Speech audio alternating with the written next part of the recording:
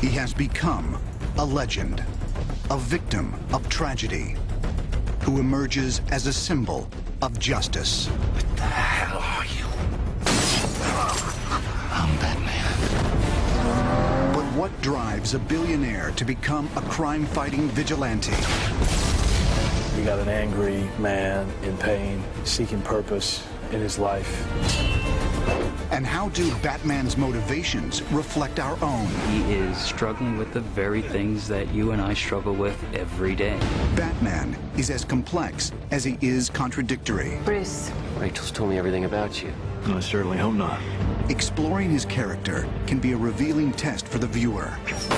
Because in Batman, we can find the heroism, the fear, and the darkness inside us all. One of the keys to understanding Batman's psychology lies in a universal emotion: fear.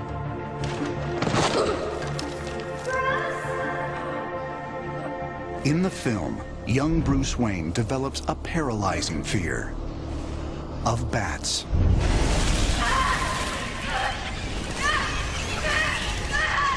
Took quite a fall, didn't we, Master Bruce? And why do we fall, Bruce? So we can learn to pick ourselves up. Fear is one of the fundamental psychologies of childhood, and learning how to deal with the fact that we will be afraid, but we will go on to do things despite our fears. You know why they attacked you, don't you? They were afraid of you. Afraid of me. All creatures feel fear, Even the scary ones. especially the scary ones. He tends to be a fearful and anxious kid, which is a very interesting choice in temperament to give him. It's almost like he's starting to have a panic attack in the play where it's a callback to the bats when he fell in the bat cave.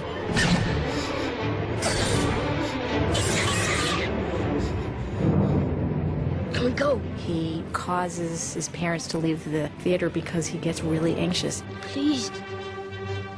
Okay, let's go. Central to the Batman mythology is the notion of choice. That's very, very central to everything. The Batman stories portray the alternatives of good and evil, life or death. In Bruce Wayne's case, he was confronted with the most horrible tragedy one could imagine. Wallace, Joey, I'm fast. That's fine. Here you go.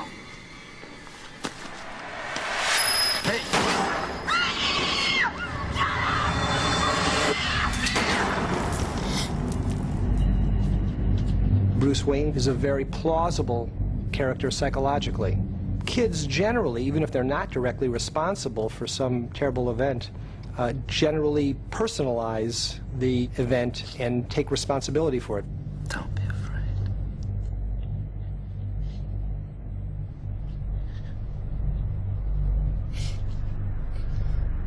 He feels guilty because his fear caused them to go into this dark alley, and they died as a result of it. The death of Bruce Wayne's parents is an integral part of the Batman mythology. Here's a kid who, at a very early age, learned that security is temporary, is fragile. It was my fault, Alfred. I made them leave the theater. If I hadn't gotten scared. It was nothing that you did. It was him. It raises a question, which is, am I ever going to be secure? Can I ever trust anybody who won't also be taken away? I miss him, Alfred. And Bruce Wayne is a person who essentially has answered that question, I'm never going to be safe, so I better take matters into my own hands. With Bruce Wayne, he became dedicated to avenging, not revenging, but avenging his parents' death and protecting innocent people from criminal acts.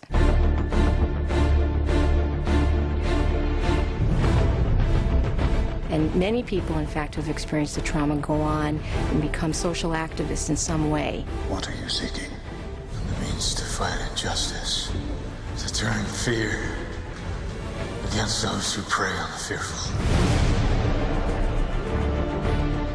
His strength derives really from this extraordinary motivation he has through the tragedy of his parents' death and his attitude to it.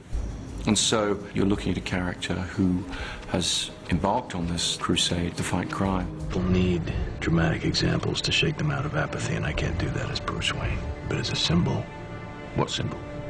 Something elemental, something terrifying. In the film, Bruce chooses to adopt the appearance of a bat because it's a creature that embodies one of his greatest fears. The symbolism of using the bat is he's conquered those fears. And there's a technique that mental health clinicians use for people who have fears. It's called exposure. And the idea is in a planned and purposeful way, you expose yourself to the things that you're afraid of.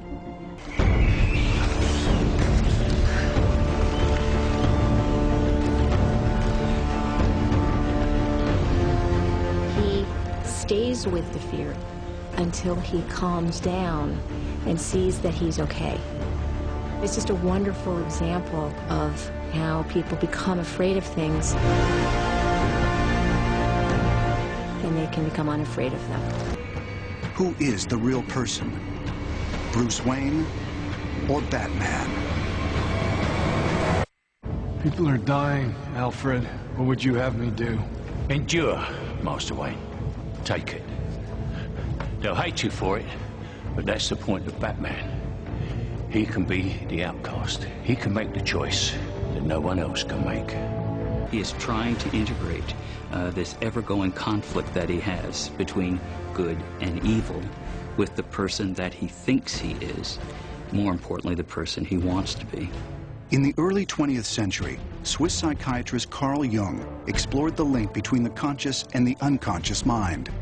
Jung believed that in all of us, a struggle wages between the socially acceptable self and what Jung called the shadow side. Batman embodies the shadow side. He looks like evil. He operates like an evil guy. Where are you? Here. He operates outside society, and yet his values are the values of a virtuous man. He is a perfect union of the two sides of all of us, the good and the evil that coexist in human life. Theatricality and deception are powerful agents. You must become more than just a man in the mind of your opponent. Bruce's choice to take on the identity of a bat not only taps into his own childhood fears, but into the fear most people have about the flying creatures. In popular culture, a bat is a threat. It comes out at night. It's something you can't really see, but it can bite you, can suck your blood. So what Batman does is take the iconography of evil. Look at medieval paintings of devils, demons. They have often horns and bat wings. Bats in every culture except the Chinese that I know about are symbols of evil, of the dark side, of death, of Satan.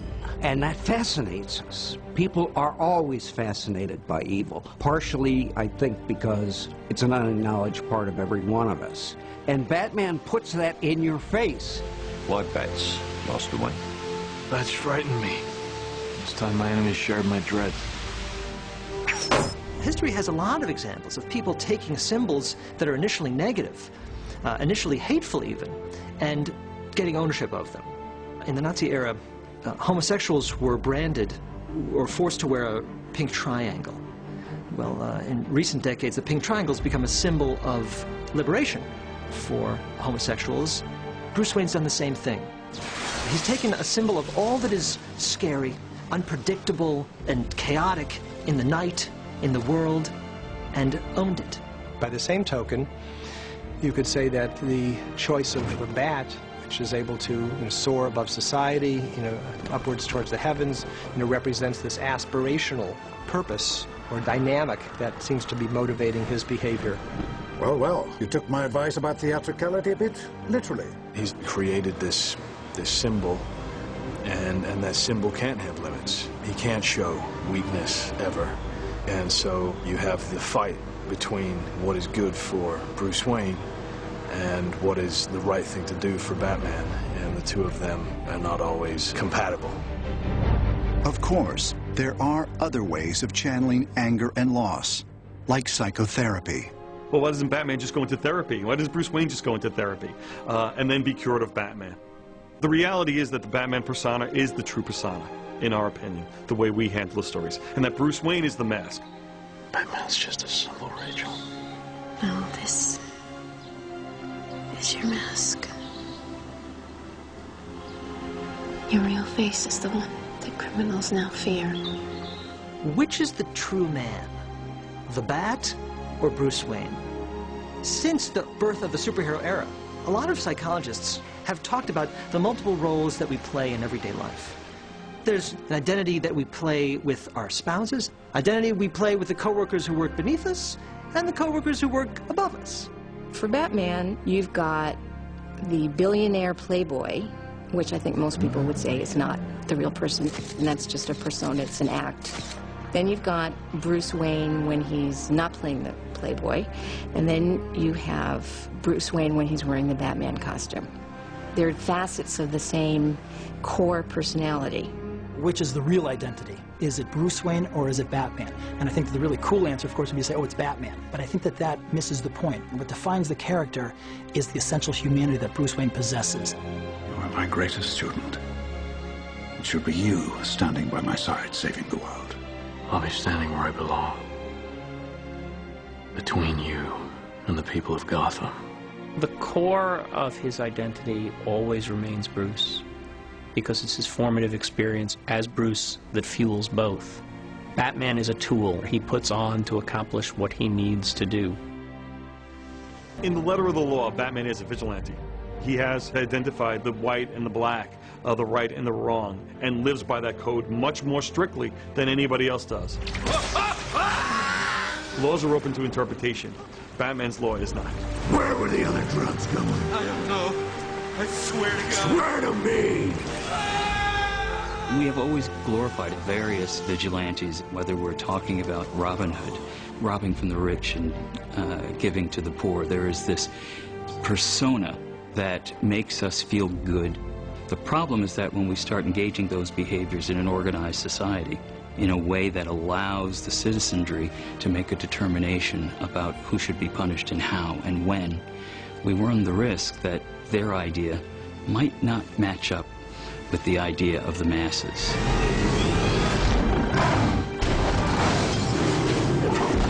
What he's doing is really outside the law.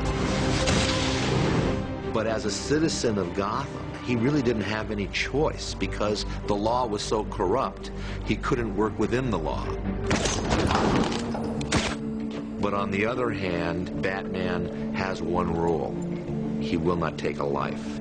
I will not become an executioner. He's got systems that he orders his behavior by to try and restrain his natural instinct for violence or for revenge or whatever dark impulses that drive him. A lot of what makes him Batman is the ability to control himself, to be able to be disciplined. In many situations in life, success requires that we regulate our impulses. Somebody drives into a parking space ahead of us, and instead of ramming into him, which I'd love to do, I suppress that. I exert self-control. Self-regulation is like a muscle. We have, all of us, a muscular ability to regulate our impulses. Bruce Wayne is a man who's developed that muscle. He has worked that muscle out. So now he has a stronger capacity for self-regulation than anyone else. That's almost his superpower, the power of self-control. You finally learned to do what is necessary. I won't kill you.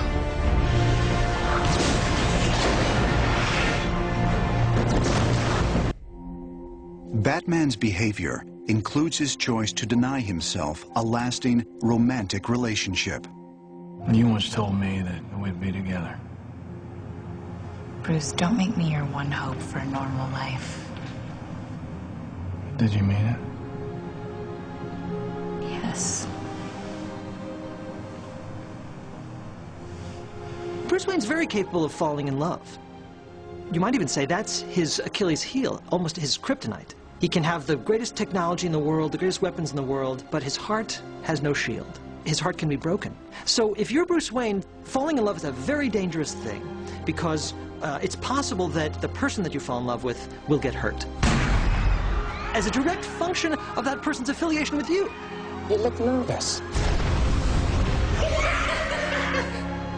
He doesn't want to love that openly with the fear that that person might be lost to him the same way his parents were.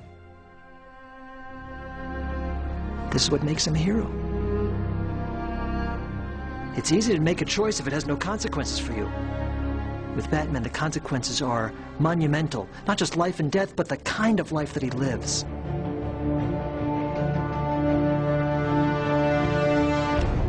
You don't know what makes him tick. Maybe he won't kill you. Maybe he'll hand you a $1,000 bill. He'll probably kill you. But you can't be sure. So in that way, he's a perfect villain for Batman. Most characters can justify the terrible things they do as, I'm doing this for my family, I'm doing this because the world hates me, I'm doing this because... pick an answer. The Joker does it because I'm as nutty as a squirrel, and I'm proud of that. Some men aren't looking for anything logical. They can't be bought, bullied, reasoned, or negotiated with. Evening, Commissioner. Some men just want to watch the world burn. Let's put a smile on that face. Why so serious? And the Joker has an agenda of chaos. He's a unique villain in that he is not even necessarily after money or power or any of those traditional things. So that's really the hardest kind of evil to fight, because you can't bargain with it. Well, hello, beautiful. In The Dark Knight, the battle between Batman and the Joker is taken to the ultimate level. A little fighting here. I like that. Then you're gonna love me. I always felt, as Batman, that there was a great curiosity about this Joker, because he hadn't come across anybody like him before. This is another character, like himself, who will not compromise whatsoever. I think the Joker is the logical response to a character like Batman.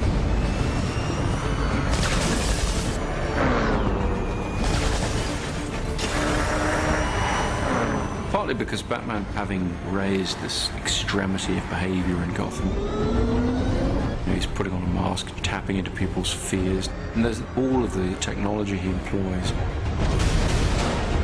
He's distinguishing himself to fight crime. Now there's a Batman. And that immediately raises the question of, is he prepared to go outside the law? How far is he prepared to bend the rules? They are dark reflections of each other. They're both men who operate outside of normal social norms. They're both highly talented, highly gifted at what they do. So they have a lot in common. Every yin has a yang, every positive has a negative. Batman is sane and logical, uses his mind to solve problems and solve crimes, and the Joker is a complete raving lunatic. Batman says philosophically, we can acknowledge an imperfect world. We can acknowledge that we have to step outside of social norms, but that doesn't make the social norms meaningless. The Joker says the presence of random injustice means that there is no justice. The fact that innocence can be destroyed means there is no innocence. So your life is a joke. Now, when someone says your life is a joke, that's a challenge. It's not just a physical challenge. It's a moral challenge. It's an intellectual challenge. And Batman can't let that go. Because the Joker isn't just threatening him physically. He's threatening the premise of Batman's existence. That's why it's such an epic discussion that they're having. And of course, it's played out physically, it's played out in fights and punches and gunshots.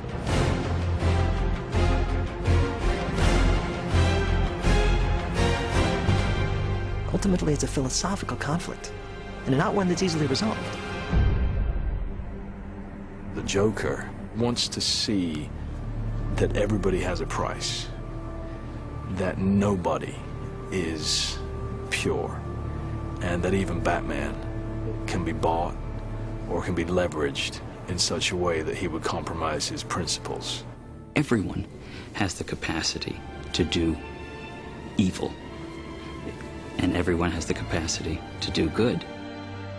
Holocaust survivor Viktor Frankl talks about the last of the human freedoms. It's the attitude one is going to adopt towards life. That's the fundamental choice that we retain no matter what we are experiencing, no matter where we are. That notion of choice is fundamental to the Batman personality. I've seen now what I have to become to stop men like him. Batman represents the incredible power that one enjoys when one consistently chooses the same direction,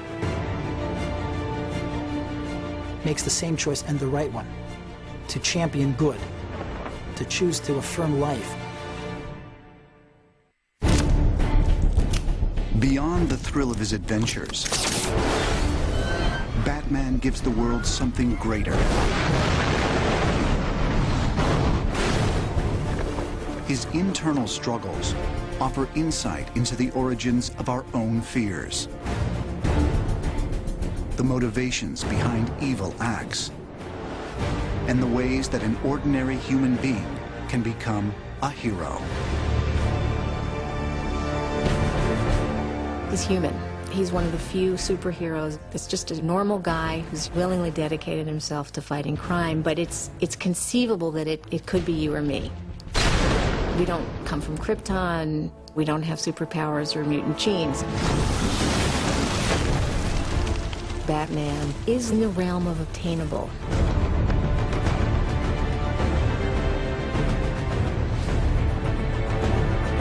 I think Batman's the most relatable of superheroes because he's not really technically a superhero. He doesn't have any superpowers except his extraordinary capacity for self-discipline. He is what we aspire to be in terms of his power, his wealth, the things that he's able to do. And because of that, we identify very heavily with this man who is struggling with the very things that you and I struggle with every day. We try to build upon our strengths, and we try to minimize those things that are weaknesses. We try to figure out what's going on in this crazy world. Batman reflects the full spectrum of emotional angst and joy and sorrow that each and every one of us experience in life. Bruce is certainly suffering, sacrificing, in many ways, from this character of Batman, who he has unleashed and who he's really unable to rein in anymore. You're getting lost inside this monster of yours. I'm using this monster to help other people, just like my father did. Batman does sit on top of this mountain of anger. I think he's more in control of it than he wants his adversaries to think. He wants his adversaries to think that he might lose it at any minute and kill them, you know. Do I look like a cop? It works in his favor that you think he's completely unpredictable, which really the Batman myth speaks to. I mean, it's all about where's this thing that I never thought could happen going to come from? You know, who's going to step out of the shadows and kill somebody I love? Some people talk about Batman as a damaged individual, as a person who is still playing out his childhood wounds. I don't find that a very compelling interpretation, because that doesn't make him a hero. Makes it, if he's damaged, he's less than us. Batman's a hero, he's more than us. I find it compelling the interpretation that says, here's a man who faced tragedy, and he made some choices to rise above it. He used that tragedy to improve himself and to improve the world.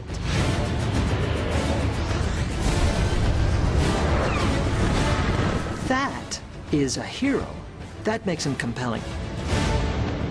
The appeal of Batman has been in part to the idea that if something that tragic happened to me, would I have that kind of ability to shape my life that way? I can't tell you how many people who have contacted me and said, I went through tragedy and turned it into a victory.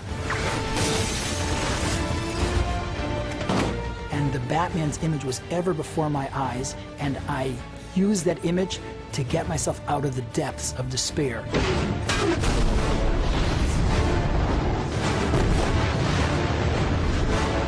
He's flying on rooftop!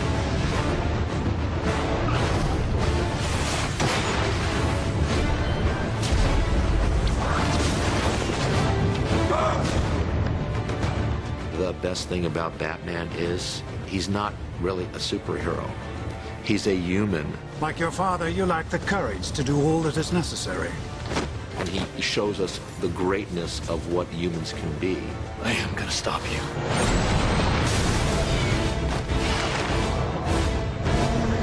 The reason the Batman is a hero is because he's on our side. He is the balance. He is the cosmic balance to all the insanity.